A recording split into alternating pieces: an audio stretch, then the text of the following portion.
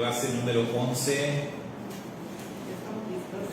dones espirituales.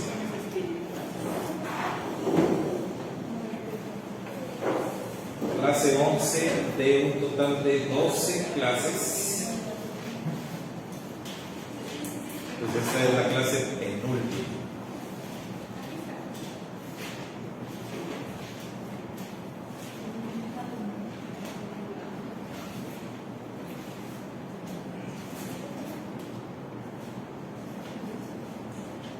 Bueno, hoy nos toca estudiar los dones ministeriales. ¿Cuáles vimos la semana pasada, se acuerdan?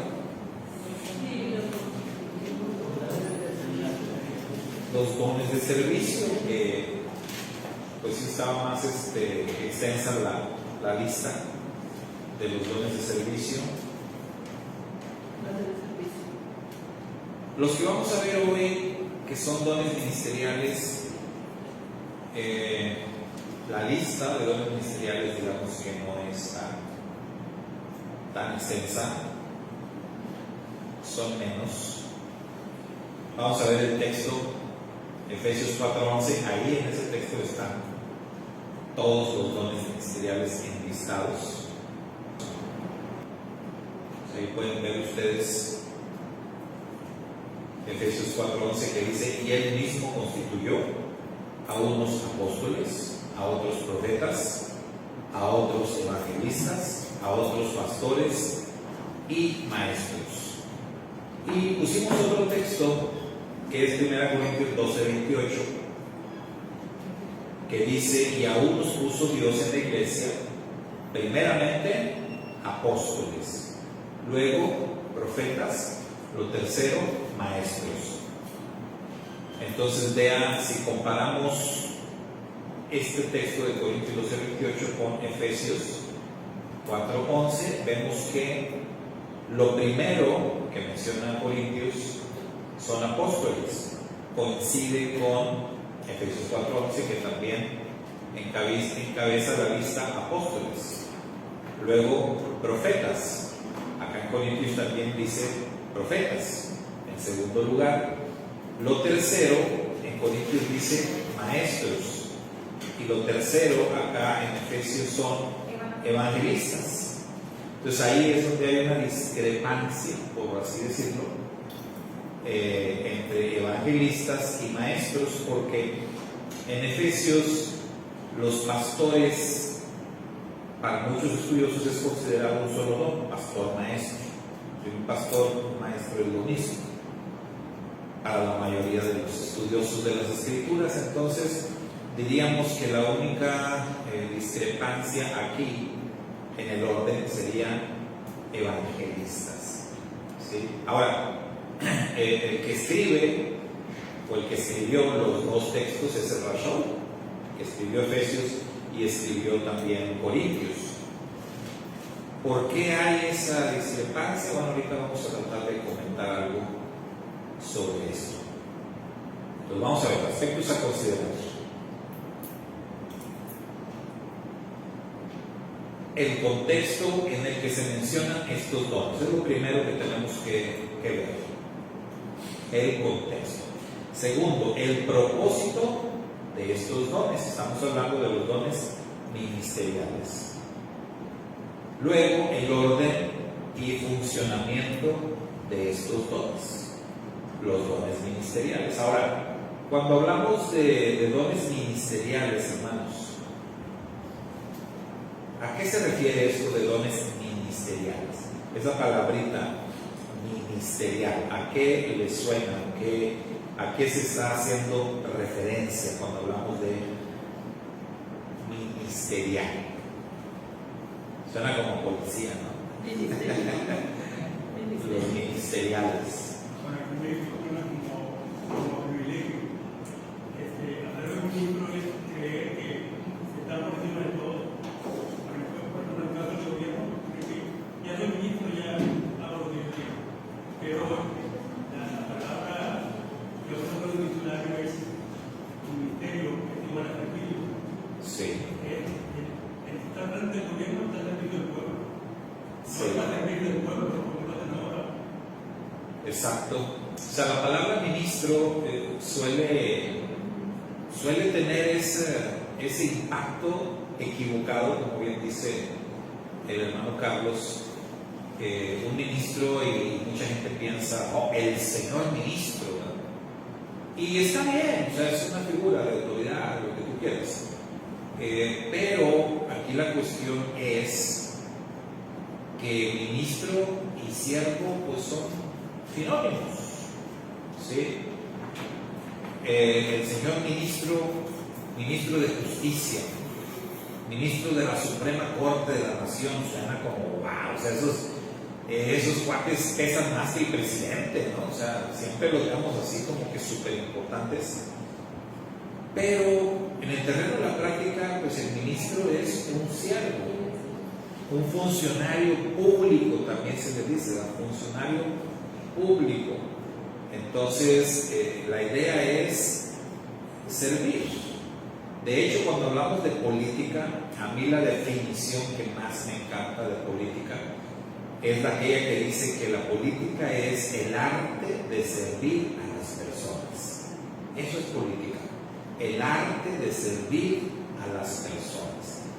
Para eso existe la política y para eso existen los políticos, para servir a las personas, para servir al pueblo, para estar a las órdenes del pueblo.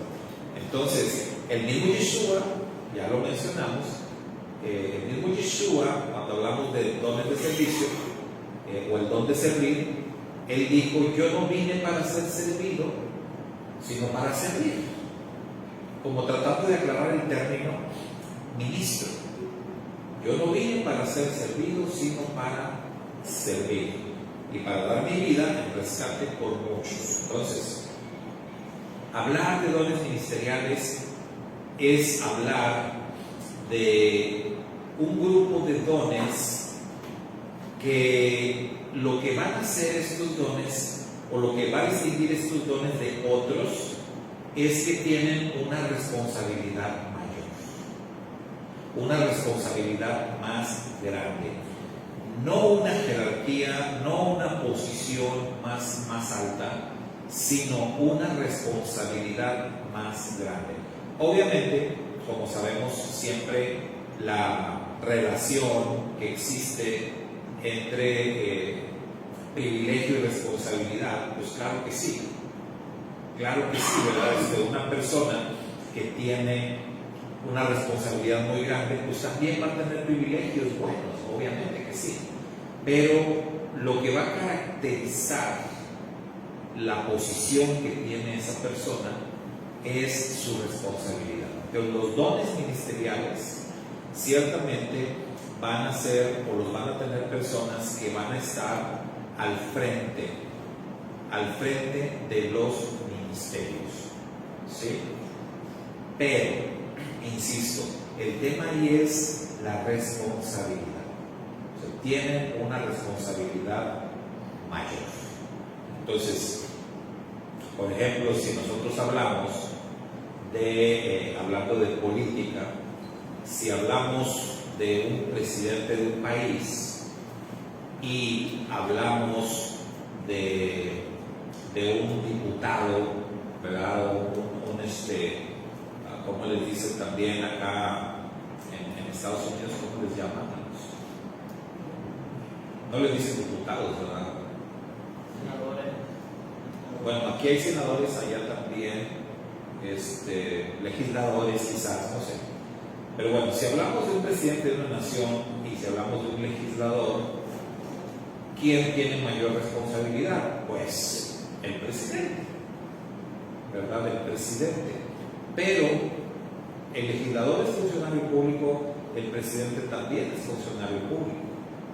Los dos están al servicio del pueblo. Nada más que la diferencia principal es que el presidente tiene responsabilidad mucho más grande que el otro. Entonces, esa es la diferencia en términos de responsabilidad. De la misma manera, en las congregaciones de creyentes, si vamos a marcar diferencia entre dones espirituales, la principal diferencia va a ser la responsabilidad que tiene uno y la responsabilidad que tiene otro. ¿Sí? Eso es lo que los va a distinguir principalmente. Las personas tenemos la tendencia siempre a ver otra cosa, enfocarnos como que en el poder, lo decíamos en la prédica, ¿no? Tenemos la tendencia a poner nuestros ojos en las cosas que nosotros consideramos más grandes, más importantes, ¿sí? Que nos atraen más, pero no es así, no siempre es así. Quienes ven eso, vamos a pensar que alguien dijera, no, pues yo quiero ser presidente de la República porque el presidente tiene bastante poder, imagínate ser presidente, poder hacer esto y lo que quiera. A ver, pero el día que llegaras a ser presidente y te des cuenta el trabajar, la responsabilidad, los problemones que conlleva eso, a lo mejor ya no vas a estar tan contento de ser presidente. ¿Sí, hermano? Sí, es ahí donde yo digo que los dones que se han dado a nosotros, para mí no tienen jerarquía, porque la mayor parte de los dones o talentos que pueda tener uno de nosotros es para servir al prójimo, no son para apropiarte de ellos, ni son para lograr otras cosas. Claro, puede ser el efecto de usarlos en mejorar nuestra vida, en nuestro tipo de vida, pero nunca decir, no, por ejemplo, el de apóstol es mejor que el de los profetas, los mejores, el mejor que yo, todos son para servir, realmente. Cuando sabemos que la palabra ministerio y servicio, entonces ya se acaba luz. Sí. Aún el Señor mismo, el Señor, los reyes de reyes, se puso a servir a nosotros. Entonces, ¿cómo podemos decir que somos mejores que Él? Sí, y vaya, la perspectiva, siempre hay dos perspectivas, ¿verdad? Y por eso decimos que la perspectiva humana es la que ve las cosas de manera equivocada. Aunque estén equivocados, finalmente la perspectiva pesa, ¿verdad? Porque pues ellos son los que ven las cosas así. Por ejemplo, llegan con algún grupo de creyentes y van a decir, por ejemplo, a ver, ¿quién es el que manda aquí? O sea, ellos siempre se dirigen en términos de jerarquías, porque ellos lo ven de esa manera. Los que formamos parte del pueblo de Dios sabemos que no funciona así. Más bien nosotros diríamos, a ver, usted quiere saber quién es el responsable, ¿verdad? Entonces la visión es diferente. La visión cambia, no es lo mismo que llegue alguien a ver, ¿quién manda aquí? ¿Quién es el jefe? No, señor, yo creo que usted quiere saber quién es el responsable, porque nosotros lo entendemos así. ¿Quién tiene la mayor responsabilidad? No es como, digamos, en el ejército. En el ejército, pues sí, a lo mejor llegas, hay muchos soldados, muchos militares, y a lo mejor si preguntas, ¿quién es el oficial de mayor rango aquí? Porque el ejército, pues sí, ahí sí es, se va así por rangos, que el general, que el coronel, que todo eso. Y ahí sí puedes preguntar, ¿quién es el de mayor rango? Ah, pues él es, ¿no? Pero en la congregación, pues obviamente entendemos, sobre todo cuando hablamos de dones espirituales, así como hace rato que hablamos de mandamientos y vimos que hay una conexión muy fuerte entre el mandamiento más grande, más importante, y el mandamiento más pequeño. O sea, realmente utilizar los términos mandamiento más grande y mandamiento más pequeño es un formalismo que realmente no tiene mucho peso en la práctica, porque pues ya vimos que tan difícil es obedecer uno como obedecer el otro, y que la recompensa por obedecer uno y obedecer el otro es la misma. Entonces, así va a funcionar también con el tema de los dones. Si nosotros hablamos y decimos, bueno, ¿cuál va a ser de los dones, cuáles van a ser los más importantes y cuáles los menos importantes? Pues va a ser muy complicado el poder decir o establecer una lista de dones más importantes o menos importantes, porque nos va a llevar al mismo al lugar como los mandamientos. Nos vamos a dar cuenta, y lo expresa la Escritura, cuando Pablo utiliza la figura del cuerpo humano para hablar de los dones. ¿Cuál es la lección que nos da Pablo? Que así como en el cuerpo cada órgano es importante y cada órgano tiene su propia función y cada órgano es indispensable, así mismo es también con los dones espirituales. Y que todos los dones pues, tienen que trabajar, tienen que funcionar en equipo. No fueron diseñados para trabajar solos. Ningún don espiritual fue diseñado para, este puede funcionar perfectamente fuera del cuerpo. No, tienes que estar dentro del cuerpo, formar parte del cuerpo. Entonces, esa es la idea. Ahora, bueno, sigamos con los dones ministeriales. Ya vimos, la idea es que estamos hablando de dones, que quien posea estos dones va a tener una responsabilidad mayor dentro de la comunidad de creyentes. Entonces, vamos a ver el contexto, dijimos. Lo primero, el contexto. Nos vamos a enfocar en Efesios, porque Efesios es donde aparece la lista completa, ¿verdad? Efesios 4:11, ahí tenemos 5 dones mencionados, que para muchos en realidad son 4, pero bueno, no vamos a discutir sobre eso. Pero nos vamos a enfocar en Efesios porque ya vimos que en la lista de Corintios básicamente aparecen los mismos dones que acá en Efesios, ¿sí? En diferente orden, pero aparecen los mismos. Entonces, tomando en cuenta el contexto de la carta a los Efesios, tenemos que decir que esta carta tendríamos que analizarla completa. Si yo quiero entender cómo van a funcionar los dones ministeriales de Efesios 4:11, yo tengo que entender la carta a los Efesios. Yo tengo que saber de qué me habla la carta a los Efesios, de qué se trata la carta a los Efesios. Entonces, ya alguna vez estudiamos esta carta y vimos que para su estudio esta carta se divide en 2 partes generales. Efesios tiene 6 capítulos en total, pues está dividida en 3 capítulos que podríamos decir son capítulos que nos hablan de doctrina y 3 capítulos que nos hablan de práctica y conducta, lo que sería lo mismo, teoría y práctica. 3 capítulos para aprender teoría, 3 capítulos para aprender práctica. ¿Cómo voy a aplicar la teoría que ya aprendí? Ahora, la pregunta aquí es, ¿en qué sección está nuestro texto? ¿En cuál de estas 2 secciones se ubica nuestro texto? En la sección de práctica, en la sección de práctica y conducta, porque estamos hablando del capítulo 4 y ya dijimos que los primeros 3 capítulos son teoría, ¿verdad? Doctrina. Y ya donde empieza el capítulo 4, empieza la práctica y conducta. Entonces, esto ya nos transmite a nosotros, ¿verdad?, una idea importante acerca de los dones ministeriales. Y el mensaje que nos manda es que los dones ministeriales van a ser ejercidos o van a ser usados principalmente en el terreno de la práctica y la conducta. No quiere decir que no tiene nada que ver con la teoría, no, pero que la importancia de estos dones ministeriales está enfocado principalmente en la práctica, en la conducta. Ahora,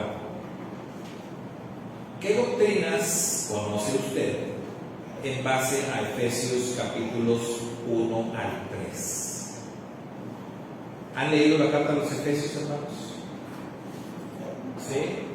¿Se la recuerdan? Si no, vayan ahí a Efesios, den un vistazo rápido a los primeros 3 capítulos, que nos puede llevar unos 2 minutitos a lo mejor.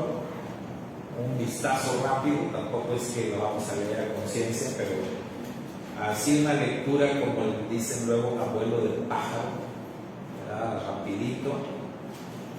Es donde vienen los conceptos como adopción, predestinación. Ajá, así es, ¿verdad? Ahí van a aparecer varios de estos conceptos conocidos como doctrinales, ¿verdad? Si nosotros vemos, déjenme buscarlo por aquí, Efesios,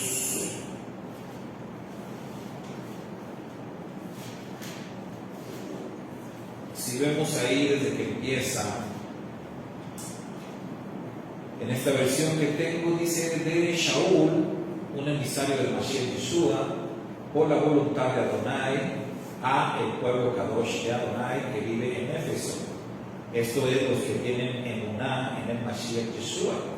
Por ejemplo, aquí ya aparece una doctrina, la doctrina de la fe en el Mashiach.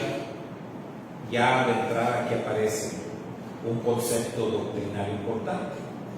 Misericordia a ustedes y shalom de Elohim el Padre y del Adón Yeshua HaMashiach. Este es un saludo, pero en el saludo pues se menciona ahí dos conceptos doctrinales importantísimos que son misericordia y paz. Bendito sea Adonai, Padre de nuestro Adón Yeshua HaMashiach, quien en el Mashiach nos ha bendecido con toda bendición en el Ruach, en los lugares celestiales. Ahí también aparecen conceptos doctrinales. En el Mashiach, Él nos escogió en amor antes de la creación del mundo para ser Kadoshim y sin defectos en su presencia. Otra vez en el verso 4 aparecen otros fundamentos doctrinales como la elección, ¿verdad? Él nos eligió, Él nos escogió y para ser santos. Entonces aparece la santidad también, otro fundamento doctrinal importante. Y mire, apenas vamos en 4 versículos. Entonces, estos 3 capítulos de Efesios están llenos, están repletos de conceptos doctrinales, ¿verdad? De fundamentos que son muy, muy importantes en nuestra fe. Entonces, seguimos leyendo y vamos a seguir encontrándonos conceptos muy importantes acerca de la redención, acerca de, decía acá, la predestinación, el perdón de pecados, la gracia, exactamente, ¿mande? El sello del Espíritu, las arras del Espíritu, todos esos son temas bien interesantes, bien importantes, ¿verdad? Las arras del Espíritu, la resurrección de los muertos. En el capítulo 2, cuando dice ustedes estaban muertos en sus pecados y actos de desobediencia. O sea, hay conceptos muy importantes. Sobre todo, hay conceptos que en perspectiva hebrea yo por fin entendí que antes no los entendía. Porque, mire, por ejemplo acá donde dice capítulo 2, por lo tanto, recuerden el estado en que estaban antes ustedes. Y las versiones tradicionales dicen gentiles. Ustedes los gentiles. Aquí dice ustedes goyim, de nacimiento, llamados incircuncisos, por aquellos que por una simple operación en la carne son llamados circuncisos. En aquel tiempo no tenían a Mashiach, estaban apartados de la vida nacional de Israel, dice esta versión, ajenos a los pactos que personifican la promesa de Adonai. Estaban en este mundo sin esperanza y sin Elohim. Pero ahora, ustedes que estaban lejos han sido hechos, aquí dice verdaderos ciudadanos, otras versiones dicen, han sido hechos cercanos. Entonces, esos conceptos doctrinales, la verdad, antes no los entendíamos. Hoy usamos mucho esos conceptos, los que están cerca y los que están lejos, pero nosotros los usamos así como que de manera literal, ¿verdad? A las hermanas que viven lejos y a las hermanas que viven cerca. Pero realmente, ¿qué hay detrás de esa frase como doctrina? Los de lejos y los de cerca. ¿A qué doctrina se refiere? Y esto es una referencia al tema de las dos casas. casa de Judá y la casa de Israel. Y la casa que está cerca, o los llamados cercanos, son la casa de Judá. Y los de lejos son la casa de Israel. Y este es un fundamento doctrinal importantísimo, porque de ahí se deriva todo, mis hermanos. Efesios está hablando de eso, el Rab Shaul está hablando de eso. De hecho, al Rab Shaul se le encomendó el ministerio ¿a quién? A los gentiles. Él es el apóstol de los gentiles, el apóstol para los que están lejos.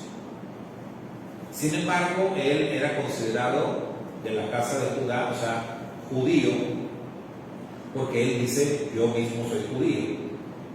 Sin embargo, él es el apóstol para los gentiles, y a él se le reveló el misterio del Evangelio, que así él lo llama, el misterio del Evangelio. ¿Cuál es el misterio del Evangelio? Que la casa de Israel tendría que regresar al pacto. A él se le reveló ese misterio y él se le encomendó esa tarea: traer a las ovejas perdidas de la casa de Israel de regreso al pacto. Aquellos que ya son considerados gentiles incircuncisos, porque perdieron la identidad por completo, hay que traerlos de regreso al pacto.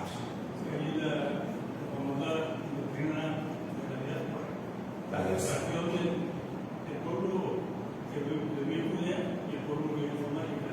Hay que juntarlos, hay que juntar a los barrios de Israel.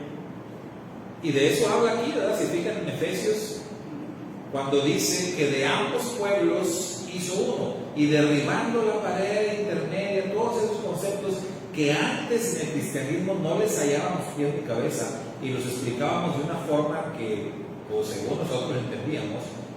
Pero cuando ya aprendes el contexto del Tanaj, de los profetas, la división del reino, el anuncio profético desde allá, desde la Torá, a través de Moisés, que se le reveló a Moisés de que el pueblo iba a pasar eso con el pueblo, que iban a ser exiliados a los 4 rincones de la tierra, pero que iban a regresar.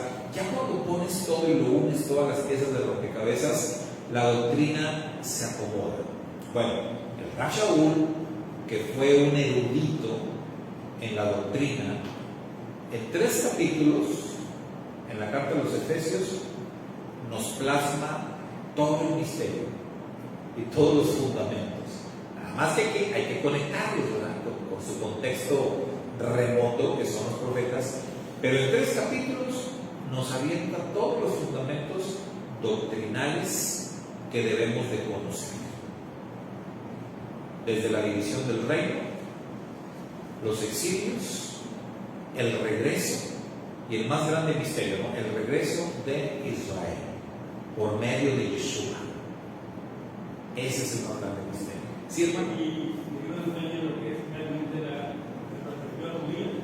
También cuando estábamos en la diáloga, yo estuve con los evangélicos, también aprendí mucho más. Pero ya cuando vi la perspectiva judía, me enseñaron a que vamos a que ya digo todo. Se ha dividido entenderlo desde el punto de vista teológico, porque es una iglesia universal. Los evangélicos también se defienden mucho. Pero los judíos no defienden lo que ellos tienen la verdad, y aquí está en la verdad. Sí. Ahora, ¿por qué es importante este contexto? Porque recuerda, estamos hablando de dones ministeriales, básicamente 5 o 4. Y esos dones ministeriales van a tener que ser usados en la práctica, en la conducta. ¿Para qué? Para dar a conocer el mensaje de los primeros 3 capítulos. Por eso es importante el contexto, ¿sí? Porque fíjense cómo comienza el capítulo 4. Seguimos con el contexto. ¿Cómo comienza el capítulo 4? Por lo tanto, yo, prisionero unido con el Adón, les suplico que lleven una vida digna del llamado que han recibido. Siempre sean humildes, mansos y pacientes, soportándose los unos a los otros en amor, haciendo todo esfuerzo por preservar la unidad que el Ruach da por medio del poder sellador del Shalom. Entonces, hay un llamado a guardar la unidad. El Rav Shaul dice primero, habla de unidad desde el principio del capítulo 4, ya estamos en la práctica, ya estamos aquí en la conducta que se debe tener una vez que conoces la doctrina, los fundamentos, y él dice, yo soy uno con el Adon Yeshua, y lo que quiero de ustedes es que ustedes trabajen en el tema de la unidad, que sean solícitos, dice otra versión, en guardar la unidad. Entonces, vemos nosotros, empezamos a entender que el propósito de estos dones mencionados en el verso 11 del capítulo 4 es guardar la unidad, porque lo primero, haciendo un estudio del capítulo 4, lo primero, el primer tema importante, práctico, que se debe de llevar a cabo es guardar la unidad, pero la unidad en medio de la diversidad. Entonces, ¿cómo se logra tener unidad en medio de la diversidad? Hace rato que estábamos en la clase anterior y que nos preguntaba Saúl sobre las características esenciales, y yo le decía ahí a Karen, digo, bueno, si logras mantener la unidad en tu equipo, probablemente te vas a librar de tener problemas. Entonces yo hablo de problemas entre las personas, porque los problemas más graves que te pueden pasar con un equipo de trabajo es que haya problemas entre las personas. Los problemas de trabajo, los problemas de que si falta material, de que si no se hizo esto, eso siempre todo tiene solución y rápido, ¿verdad? Pero cuando hay problemas personales en el equipo de trabajo, ahí la cosa se pone seria. Si tú tienes un equipo de trabajo dividido, sea porque se caen mal, sea porque, imagínate, no, yo con este no trabajo, yo con él ni a la esquina, yo ni me pongas con él, porque ahí tienes un problema. Por eso, una característica esencial para mí es, en un equipo de trabajo, guardar la unidad. Que haya unidad. Sin unidad en el equipo de trabajo no vas a ningún lado. No vas a ningún lado. Entonces, acá vemos capítulo 4 de Efesios, que lo primero de lo que se nos habla, ya aprendimos doctrina, ya aprendimos fundamento, ya tenemos la teoría, vámonos a la práctica. ¿Qué es lo primero que vamos a hacer? Guardar la unidad. Guardar la unidad. ¿Por qué? Porque por ahí es por donde el enemigo siempre entra. El enemigo va a tratar de romper la unidad. Siempre. El enemigo va a tratar de ponernos a unos contra otros. Por eso yo siempre les digo a otros hermanos, a otros pastores que conozco de tiempo, yo siempre les digo, oye, pero yo no soy tu enemigo. O sea, aquí yo no soy tu enemigo, ni tú eres mi enemigo. Nosotros tenemos el mismo Dios y tenemos la misma escritura y tenemos muchas cosas en común. Que yo estudie la Biblia desde otra perspectiva no me hace tu enemigo, en lo absoluto. Tenemos los mismos objetivos y tenemos el mismo Dios, y es de lo que comienza hablando aquí Efesios. ¿Se fijan? Guardar la unidad, hay que estar solícitos, listos, prestos para cuidar y guardar la unidad en medio de la diversidad, ¿verdad? Porque fíjense, está hablando de unidad, pero llega un momento en donde dice, creo que es el verso 7 hasta el verso 6, dice, nos está hablando de unidad y nos menciona ahí los 7 fundamentos, ¿no?, que nos unen, los 7 fundamentos que nos unen a todos los creyentes. Pero ¿cómo comienza el verso 7? Ahí en sus versiones. Reina Valera 60, Reina Valera. Pero a cada uno de nosotros fue dada la gracia conforme a la medida del don de Cristo. Entonces fíjense, vengo hablando de la unidad, de que debemos guardar la unidad y argumentar los 7 grandes fundamentos de la unidad que aparecen ahí, ¿verdad? Una fe, un espíritu, un Señor, un Dios y Padre. O sea, vengo a hablar de los fundamentos y esa palabrita, pero,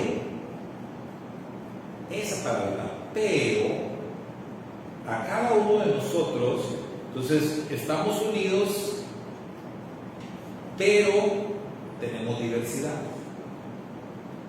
Porque dice, pero a cada uno de nosotros, a cada uno. Entonces vamos a tener diversidad en la unidad y eso no es malo en lo absoluto. Acuérdense, en el Israel bíblico teníamos 12 tribus, bueno, 13. Ahí tenemos diversidad, ahí está la diversidad. Y cada tribu, ¿se acuerdan? Cada tribu tenía, ¿qué, hermanos? Su bandera, su estandarte. Cada tribu tenía su estandarte. Cada tribu tenía sus líderes. Incluso cada tribu tenía su cultura. Cada tribu. Pero las 12 tribus juntas son Israel. Hay unidad, pero hay diversidad, sin problemas. Entonces, de la misma manera, tendría que pasar en las congregaciones, pero no pasa. Ese es el gran problema, ¿sí, hermano?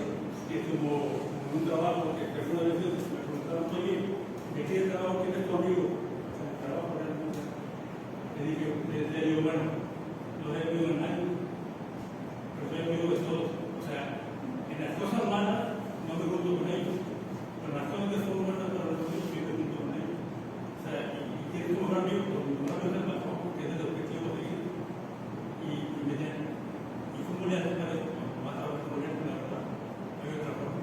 Entonces aquí dice, debemos guardar la unidad del espíritu, pero con el mismo ramado, porque no parece que haya más entre nosotros. Que tenemos diferencias, sí, pero hay dos personas para todos, no para uno. Esta es la verdadera unidad, que no le damos una otra vez. Sí, claro, o sea, y otra vez, las diferencias no nos vuelven enemigos. No nos vuelven enemigos, pero ese es el problema que tenemos muchas personas. Ah, no, tú ya no piensas como yo. Córtala. Ya, córtala. ¿Por qué?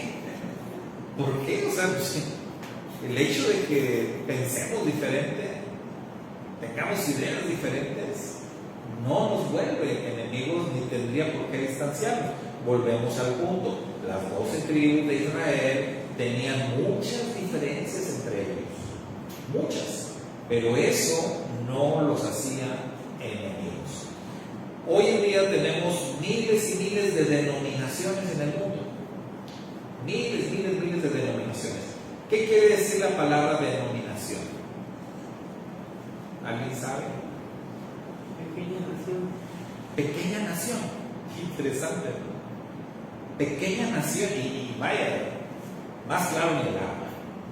Así funcionan las denominaciones, como una pequeña nación. Y de hecho, ya ni decir las denominaciones. A veces las congregaciones funcionan como pequeñas naciones. Como aquí es mi reino, aquí es mi reinito, aquí no te metes tú ni nadie puede interferir. Aquí en mi reinito yo decido, yo hago y deshago. Hay denominaciones que se conocen como iglesias nacionales. O sea, la iglesia presbiteriana, por ejemplo, es una iglesia nacional.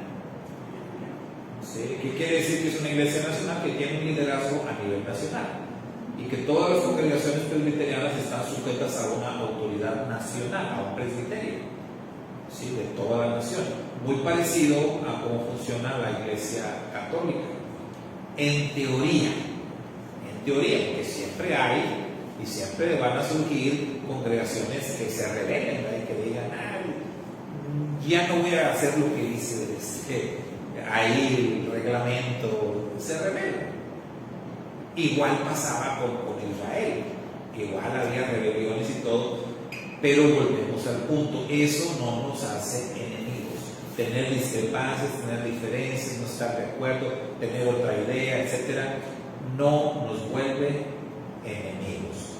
Entonces, lo primero que tenemos que entender, la primera tarea, la primera misión, después de aprender los fundamentos, las doctrinas, y el primer objetivo de los dones ministeriales es guardar la unidad en medio de la diversidad. Entonces, estos dones que vemos acá en Efesios, los apóstoles, los profetas, los evangelistas, los pastores y maestros, tienen como tarea guardar la unidad en medio de la diversidad. Esa es su primera tarea que tienen que llevar a cabo. ¿Fácil? Claro que no. Por supuesto que no es fácil. Pero esa es la tarea que para eso el Señor ha dado los dones, para guardar la unidad en medio de la diversidad. Segundo, para equipar y perfeccionar a los santos en el ministerio. Equipar y perfeccionar. O sea, esto lo entendemos, ¿no? Equipar, o sea, darles las herramientas que necesitan para llevar a cabo la tarea. Perfeccionarlos, es decir, hacer la tarea con excelencia, la mejor manera.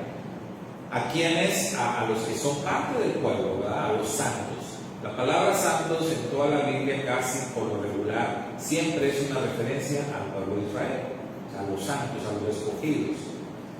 En el ministerio, otra vez aparece la palabra ministerio, y aquí nos tenemos que preguntar de qué se trata el ministerio. A ver, nos van a equipar y nos van a perfeccionar para llevar a cabo la obra del ministerio. Esa palabrita se usa mucho, pero realmente se entiende. ¿La entienden todos? Porque muchos en todas las iglesias, ahora sí que en todas las denominaciones, utilizan la palabra ministerio. Y ministerios por aquí, ministerios por allá, pero realmente se entiende qué es la obra del ministerio, de qué se trata la obra del ministerio. En el contexto de Efesios, de lo que Pablo está hablando, por eso es importante tomar en cuenta toda la carta. Pablo, desde que empieza, él dice: yo, el rey Saúl, apóstol para los gentiles, ¿verdad? Entonces, él desarrolla la idea, en esos primeros 3 capítulos, él desarrolla la idea de qué se trata el ministerio. Entonces, el ministerio, básicamente, él está hablando, él está explicando que se trata de, diríamos, 1, encontrar las ovejas perdidas de la casa de Israel. 1. Una vez que encuentras a las ovejas perdidas de la casa de Israel, a enseñarles sobre el ministerio del Mashiach, hablarles del Mashiach, la obra del Mashiach, ¿sí? Y 3, traerlos de regreso al pacto, a la ciudadanía, que recuperen la identidad, que vuelvan a ser parte del pueblo de Israel. O sea, básicamente es lo que él está hablando, es lo que él está explicando, que esos son los fundamentos. Ustedes que antes estaban alejados de la ciudadanía de Israel, alejados de Dios, alejados del pacto, alejados de la promesa, ustedes vivían sin esperanza y sin Dios en el mundo. Ahora, por medio del Mashiach, se vuelve posible que ustedes regresen. Mashiach abrió una puerta para que ustedes puedan regresar a ser parte otra vez del pueblo de Israel. Recuperen su identidad, regresen al pacto para que vuelvan a ser uno. Porque alguna vez en la historia, que era un pueblo se volvió 2, las 2 casas, la famosa división del reino. Y pensaron que estos 2 ya nunca se iban a volver a unir. Pero siempre hubo un grupo que creyó que el reino se iba a restaurar. No todos, hay que decir que no todos, pero una pequeña facción del pueblo judío siempre tuvo la esperanza y la fe de que Israel iba a volver a ser uno y que Israel iba a recuperar su gloria. Por eso los discípulos le preguntaron a Yeshua que si iba a restaurar el reino de Israel. Señor, o sea, vas a levantar el tabernáculo caído de David. Ustedes han oído hablar del tabernáculo caído de David. ¿De qué se está hablando? David fue el rey más esplendoroso, más glorioso que ha tenido Israel. Salomón pudo haber tenido más éxito de lo que usted quiera, pero Salomón fue realmente el motivo de la caída de Israel. Entonces eso Salomón ya lo descalifica. David es el gran rey de Israel y los mejores años de gloria de Israel los vivió bajo el reinado de David. Por eso se habla del tabernáculo caído de David, el Mizcán o la casa de David. Cuando se dividió el reino, ¿se acuerdan qué dijeron los de las 10 tribus que se separaron? ¿Qué dice la Biblia que decían y que gritaban? ¿Qué tenemos que ver nosotros con la casa de David? Nada. Israel, a tus tiendas. Israel, vámonos. Las 10 tribus. No queremos nada con la casa de David. Error. Gravísimo. Porque de la casa de David iba a venir ¿quién? El Mesías. Pues resulta que viene el Mesías, y ¿qué hace el Mesías? Hay que ir por los 10 que se fueron y hay que traerlos de regreso. En todos lados hay simbolismos, hay conexiones en las escrituras. ¿Se acuerdan los leprosos? Los leprosos que sanó Mashiach. ¿Cuántos eran? 10. ¿Casualidad? No creo. ¿Coincidencia? No. 10 están representando las 10 tribus. ¿Pero cuántos regresaron? 1. ¿Y de dónde era? Samaritano. Samaritano. Pero en todo hay algo hermoso, ¿no? Entonces no eran 10 los que sané, ¿dónde están los otros? Y luego el que regresó es samaritano. Bueno, Samaria era la capital de Israel. Entonces en todo hay simbolismos, pero el tema es, el Mashiach vino para regresar a las 10 tribus perdidas. Por eso dijo Mashiach: yo no fui enviado sino a las ovejas perdidas de la casa de Israel. Hablando de objetivos específicos. Objetivo número 1 del Mashiach: encontrar las ovejas perdidas, devolverles la identidad, ¿verdad? O sea, mostrarles el camino de regreso a casa. Entonces, ¿de qué está hablando Pablo en su carta a los Efesios? De lo mismo. ¿Qué es lo que tenemos que hacer? Encontrar las ovejas perdidas, mostrarles el camino de regreso a casa. ¿Cuál es el camino? ¿Quién dijo yo soy el camino? Mashiach. Entonces, por eso les tenemos que hablar de Mashiach, porque Mashiach es el camino para regresar a casa. Mashiach es el que nos va a llevar sanos y salvos al pacto. Aquí el error de muchas denominaciones es que perdieron la brújula y, digamos, presentaron Mashiach, hasta ahí van bien. El tema donde ya se desvían un poco es que ellos toman al Mashiach como un camino directo para el cielo, ¿verdad? El Mashiach nos lleva al cielo directamente con el Padre allá a saltar entre las nubes y todo eso. Y no. ¿Por qué? Porque en su afán de descalificar el Antiguo Testamento, de sacar el Antiguo Testamento del libro sagrado, ahí es donde ellos se pierden. Bendito el Eterno que nos mostró el camino de regreso a nosotros y ahora vemos todo con mayor coherencia, ¿verdad? Y entendemos que el Mashiach es el camino para llevarnos de regreso a casa.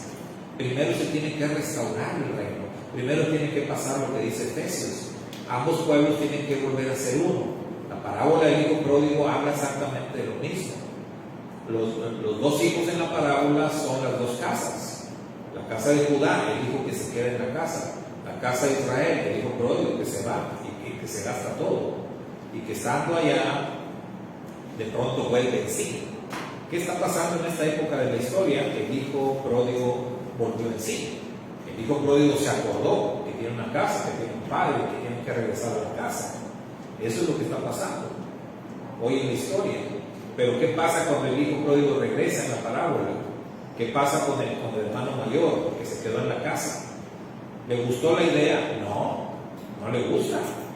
No le gusta y no quiere a su hermano. Incluso le dice a su papá, tu hijo, no dice mi hermano, tu hijo, que se gastó todo y que mira, y le hace fiesta. No, yo no quiero nada con él.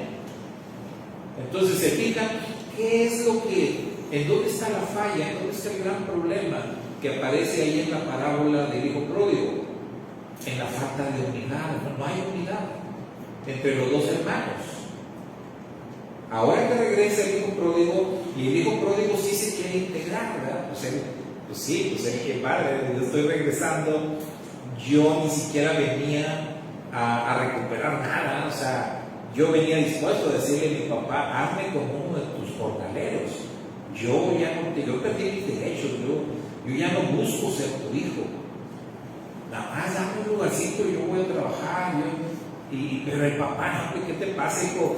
Báñenlo, vístenlo, ponle el anillo, mate el becerro, vamos a hacer fiesta. Porque mi hijo ha regresado. Pero el otro hijo, su hermano, no quiere saber nada de él.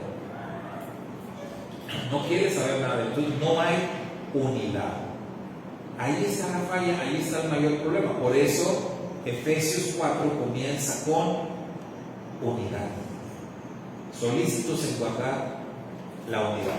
Para eso murió el Mashiach. Para eso. Pero la tarea que tenemos por delante no es nada sencilla. Por eso cuando oramos por las dos casas, por eso oramos diciendo, Padre, por favor, que nuestros hermanos judíos reconozcan a Yeshua, porque Él es el camino hacia la unidad. Que reconozcan a Yeshua como el Mesías. Para el pueblo judío, ese es el camino hacia la unidad.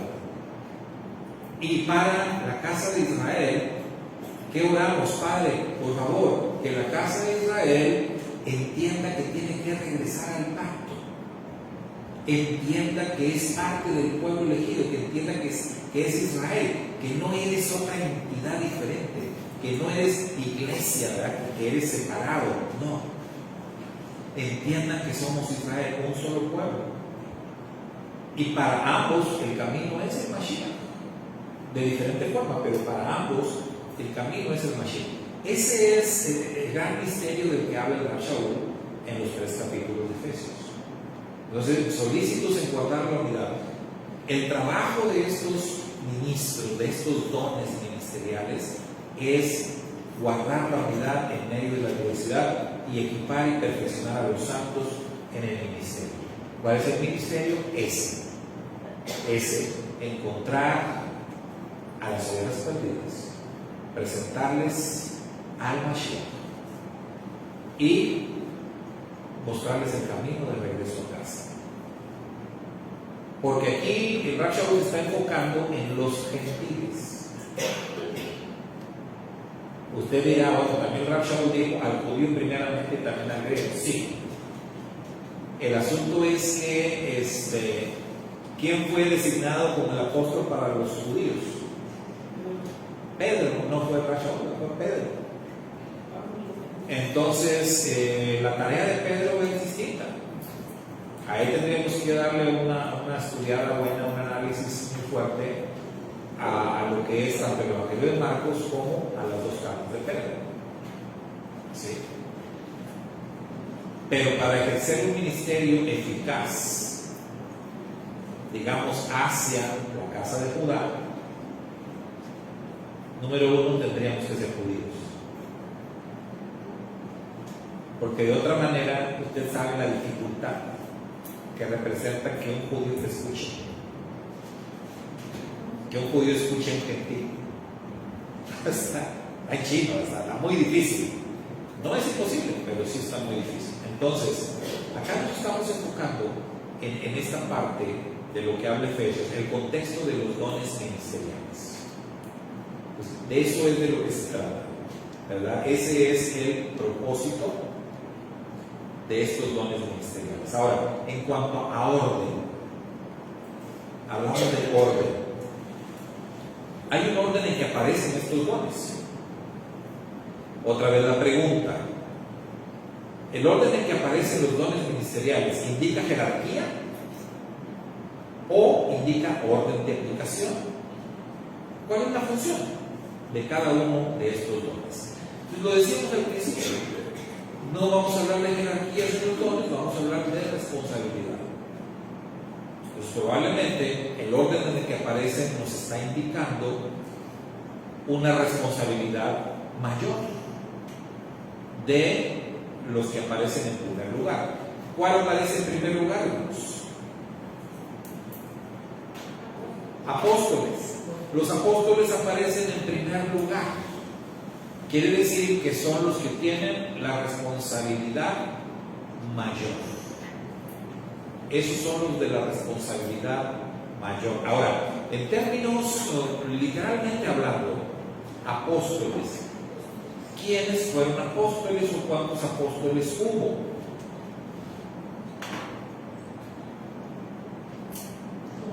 Doce.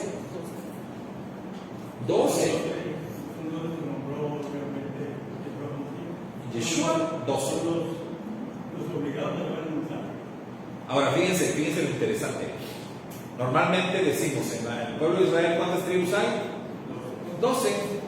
Pero decimos, bueno, más bien 13, porque los levitas no son contados entre las 12 porque no tienen herencia, pero son parte del pueblo, entonces son 13. Pero cuando pasa el tema de la adopción de Jacob con los dos hijos de Yosef, realmente ahí se tiene que agregar otro más. Al final de cuentas, si ustedes hacen una lista de las tribus, va a haber un listado de 14 tribus. Va a haber una extra, exactamente. Va a haber un listado de 14 tribus porque Efraín y Manasés van a estar apareciendo en la lista. Los dos, pero uno de ellos siempre aparece en lugar de José. Entonces, sacando a los levitas de la ecuación, pero metiendo a los dos hijos de José y sacando a José, tenemos 14 tribus. Ahora fíjense, Yeshua nombró 12 apóstoles. Y cuando Judas, dice Hechos, cayó, se perdió, los apóstoles escogieron a otro, que fue Matías. Ahí ya son 13. Porque Matías, quieras que no, fue nombrado oficialmente y todo esto. Él vino a ser otra vez el 12avo. En realidad el 13avo, porque aunque Judas ya no estaba, pero Judas fue el 12avo. Entonces, con Matías tenemos 13. Pero luego Yeshua viene a encontrar a Rab Shaul camino a Damasco y lo nombra. Entonces, ¿cuántos tenemos? 14. Otra vez. ¿Coincidencia? No hay coincidencias. Entonces, otra vez tenemos 14. Entonces, tampoco es coincidencia que el don espiritual ministerial con mayor responsabilidad sea el don del apostolado. Pero, hablando así literalmente, esos fueron los apóstoles. Después de ellos, hermanos, la gran pregunta: ¿hay apóstoles? Y tenemos que decir,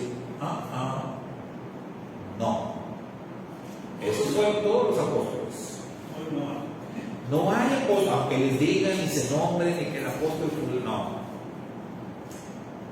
En el primer siglo incluso hasta se escribieron una lista de reglas o requisitos para ser considerado apóstol.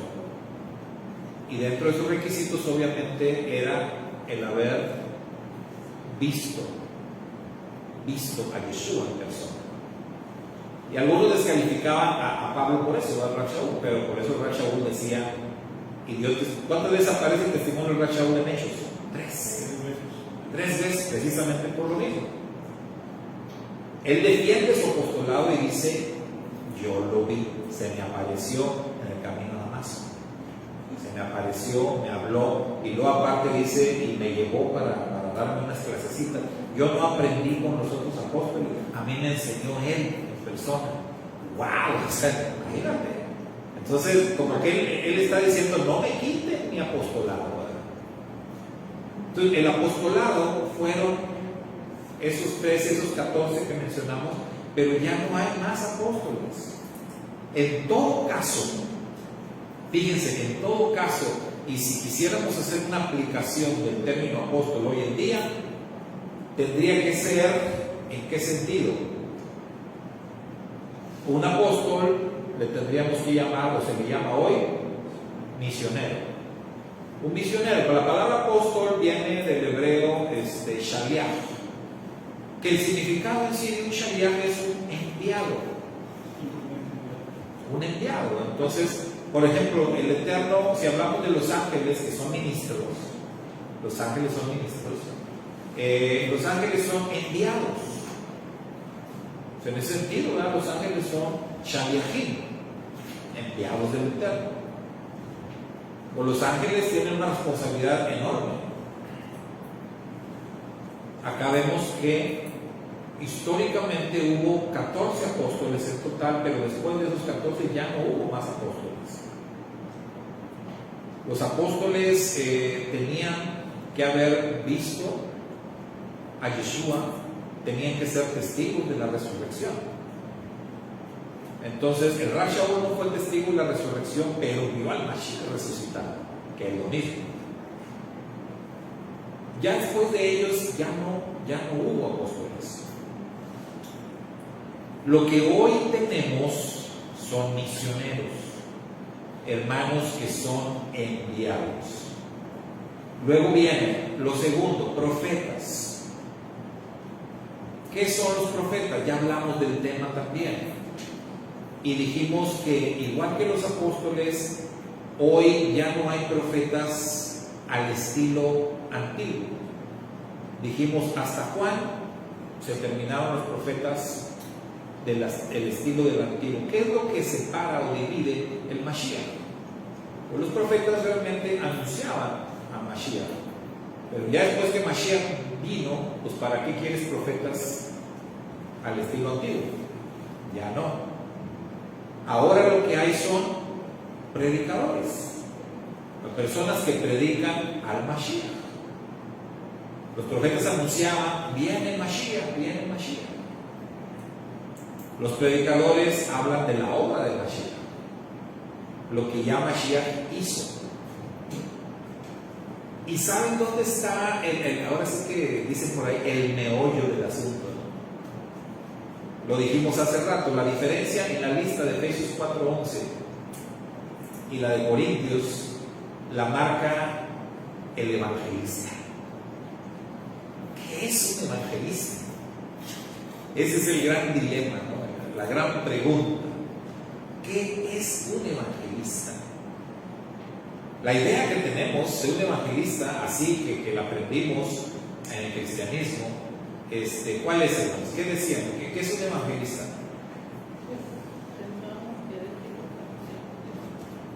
A mí una vez me dijeron,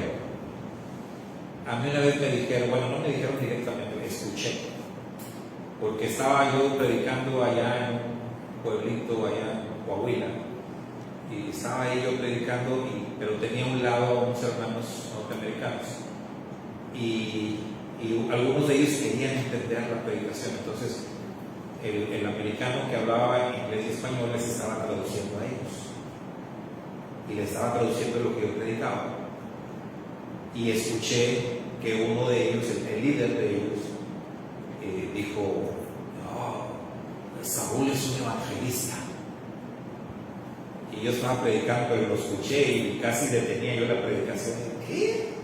La primera vez que escucho que alguien dice que yo soy un evangelista. Pero ¿saben por qué dijo que era un evangelista? Porque cuando terminé de predicar hice un llamado, como lo hacíamos, a recibir a Cristo, y casi los obligué a recibir a Cristo, ¿no? A todos, ¿verdad? Porque a ver, si somos todos y van a repetir conmigo esta oración, bien obligados, ¿no? Entonces él dijo que yo era un evangelista porque los obligué a recibir a Cristo. Y esa es como que la idea que tenemos de un evangelista. Yo así la tenía, hombre, este hermano es bien buen evangelista, es bien bueno para obligar a la gente a que reciba a Cristo. Porque es eso, o sea, como que te obligan, te acorralan. Algunos dicen, hombre, el hermano es como un león que acorrala a su presa. Realmente eso es un evangelista. Pero así se ve la idea, ¿verdad? Hoy yo quiero decir que para mí un evangelista es un ministro de la reconciliación. O sea, de lo que está hablando el Rav Shaul en la carta a los Efesios, otra vez, de los fundamentos, una parte importantísima es el tema o la doctrina de la reconciliación. La reconciliación tiene dos caras. La reconciliación con Dios, pero la reconciliación entre nosotros. Y concretamente él está hablando, cuando habla de reconciliación entre nosotros, ¿de qué reconciliación está hablando? De la reconciliación entre las dos casas, que está en chino. Por eso, hoy para mí yo entiendo, un evangelista es alguien que tiene el don, la capacidad, la habilidad sobrenatural dada por el Espíritu de reconciliar a miembros de ambas casas. ¿Conocen un evangelista? Está difícil, ¿no? Sí hay, porque sí hay. Bueno, yo no entiendo de no, pero que una de las casas, pues tanto por ello, da mucho trabajo. Está duro, ¿no? Pero sí hay. Sí hay personas que tienen como que esa habilidad. Miren, yo vi un video, hay un video en YouTube donde Ben Abraham lo invitaron a predicar en haga de cuenta que es un congreso cristiano allá en Sudamérica. Un congreso cristiano. Y él les está predicando a puros cristianos. Hay bastantes pastores cristianos ahí. Y usted sabe, conoce a Ben Abraham, 100% judío. Él llega con su kippah, con su talí, todo. Entonces, y ellos obviamente ven, el simple hecho de que lo inviten, ya te habla de que hay algo especial con este hombre. Que lo escuchen, que esté todo ahí en la audiencia, que lo escuchen. Eso es maravilloso. Entonces, si no han visto ese video, él les está predicando y él les habla de los dos olivos. Él usa la carta a los romanos, usa los dos olivos y él explica historia cristiana tremendo. O sea, el mensaje, y ahí yo digo, este es un evangelista, porque el judío mesiánico, pero judío, le está hablando a la casa de Israel y le está presentando al Mesías judío. Pero luego resulta que en la audiencia también ese día los pastores, porque así se usa en los congresos cristianos, yo estuve varias veces en congresos cristianos y siempre cuando hay un congreso en una ciudad siempre se invita a las autoridades políticas o a algún representante. En este caso no me acuerdo en qué ciudad estaban, pero estos hermanos, estos cristianos, invitaron a la embajadora, era una mujer, invitaron a la embajadora de Israel. Entonces imagino que estaban en una capital de un país. Invitan a la embajadora de Israel al Congreso. ¿Y qué creen? Fue la embajadora de Israel ahí al Congreso. Entonces, ¿tú qué ves ahí? El Espíritu de Dios moviéndose, ¿no? Porque mira, tienes bastantes cristianos ahí, pastores sobre todo. Tienes a un rabino judío mesiánico que es el que lleva el mensaje. Y tienes a una representante política del actual pueblo de Israel, que se hizo presente y que seguramente debe haber dicho, pues de aquí, ¿de qué se trata? O sea, me invitan los cristianos, bueno, pues por cortesía política y todo, pues ella acepta la palabra. Pero luego ven predicador ahí, pues este parece de mi gente, pero está hablando de Yeshua, diría ella. Pero vea todo lo que pasó ahí. Y el rabino Ben Abraham, al final del evento, le entrega un regalo a esta mujer, a la embajadora. Le presenta un regalo. ¿Qué creen que le dio? Un Nuevo Testamento escrito en hebreo, completamente en hebreo. Señora embajadora, en el nombre de no sé qué, le presenta el regalo y ella lo ve y se queda como bueno, elegantísimo, no sé, hermoso, lo escrito en hebreo. Entonces, yo digo, ahí tenemos un evangelista, alguien que está moviéndose y haciendo lo posible para reconciliar a los dos pueblos. Y si ustedes han seguido o siguen el ministerio de Ben Abraham, él es alguien que existe mucho en la reconciliación de ambos pueblos. Él es judío, pero es un judío que cree en Yeshua. Y entonces él se esfuerza mucho para que su pueblo judío, como el Rav Shaul. ¿El Rav Shaul era un evangelista, sí o no? Sí, por supuesto. Pero para mí eso es un evangelista, ministro de reconciliación. Y finalmente el pastor maestro, el último de la lista. Pastor maestro, ¿cuál es la tarea, la función? Resguardar a las ovejas. Resguardar quiere decir alimentar a las ovejas. Alimentarlas, velar por su bienestar, que no se salgan del redil, y si una se sale, pues traerle de regreso, todo lo que sabemos, ¿no? Que hace un pastor, pero la principal tarea es alimentar a las ovejas, que se mantengan sanas. ¿Con cuál alimento les va a dar? Otra vez, los 3 capítulos de Efesios. El mensaje del que habla ahí, ese es el alimento que se tiene que dar, en términos generales. Este es un tema, hermanos, este es un tema que da para mucho más, ¿verdad? Pero pues necesitaríamos mucho más tiempo para hablar profundamente de la carta a los Efesios y de los dones ministeriales, pero visto de una forma simple, sencilla, a grandes rasgos, así es como deben funcionar los dones ministeriales. No como los aprendimos en algún momento en la historia, sino como están escritos ahí, en el contexto en el que están escritos dentro de la carta a los Efesios. Así es como deben de funcionar. Shabbat Shalom para los hermanos que nos acompañaron a la distancia, bendiciones para todos. Y así vamos a concluir nuestra clase de hoy. Si hay preguntas, que yo creo que sí debe haber, ¿verdad? Vamos a dejarlas pendientes para la próxima sesión, para la próxima clase.